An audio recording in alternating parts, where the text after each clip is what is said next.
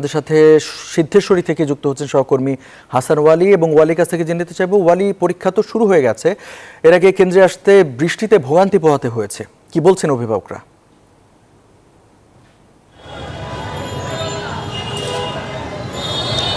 আপনাকে ধন্যবাদ। আমি এই মুহূর্তে রয়েছি শান্তিনগর এলাকায় হাবিবুল্লাহ বাহার কলেজের সামনে।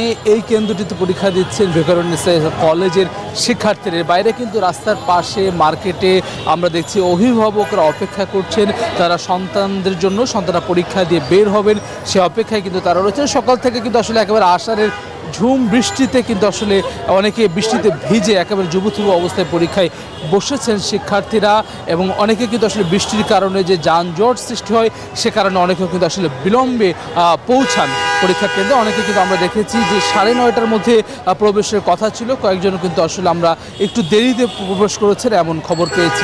এর বাইরে কিন্তু আসলে অভিভাবকরা যারা এখানে রয়েছেন তারা বলছেন যে তাদের সন্তানদের যে গুরুত্বপূর্ণ পরীক্ষা, দীর্ঘ 12 বছরের অধ্যাবসায়, সে পরীক্ষা যাতে করে ভালো হয় সে অনুপ্রেরণা দিতে, সাহস দিতে কিন্তু আসলে তারা তাদের সঙ্গে এসেছেন এবং অপেক্ষা করছেন। আপনি জানেন যে এবারের যে পরীক্ষায় এইচএসসি পরীক্ষার ক্ষেত্রে কিছুটা কম সময় পেয়েছে শিক্ষার্থীরা, কয়েক মাস, যার ফলে কিন্তু এক ধরনের মিশ্র প্রতিক্রিয়া তাদের মধ্যে রয়েছে। যে অনেকে বলছেন যে সিলেবাস তারা শেষ করতে পারেনি, কেউ কেউ আবার সিলেবাস শেষ করেছেন, এমনটুকু কিন্তু আমাদেরকে জানিয়েছেন। তবে অভিভাবকরা বলছেন সব মিলে তাদের সন্তানদের যে প্রচেষ্টা, যে চেষ্টা, সে অনুযায়ী যাতে করে ফলাফল হয় সেই প্রত্যাশা কিন্তু আসলে তারা করছেন।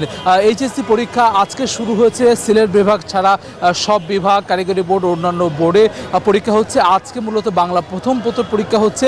পরীক্ষা শুরু হয়েছে আজকের মধ্য দিয়ে, এবং যারা অভিভাবক রয়েছেন তারা আশা করছেন যে আজকে ভালো পরীক্ষা দেবে এবং এই ধারাবাহিকতা বজায় রেখে এইচএসসি পরীক্ষায় তাদের সন্তানেরা ভালো ফলাফল করবে এমন প্রত্যাশা করছে তারা। সব মিলে এই ছিল আমার কাছ থেকে সবশেষ।